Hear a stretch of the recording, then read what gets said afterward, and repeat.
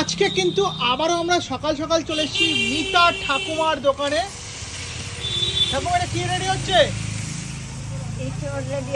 ইঁচড় ready হচ্ছে। এই আচ্ছা, ইঁচড় চিংড়ি রান্না করছেন এই ঠাকুমা। এই ঠাকুমা কিন্তু অনেক স্ট্রাগল করে তার দোকানটা চালায়। ঠাকুমা কিরকম আছো বলো? ভালো আছি।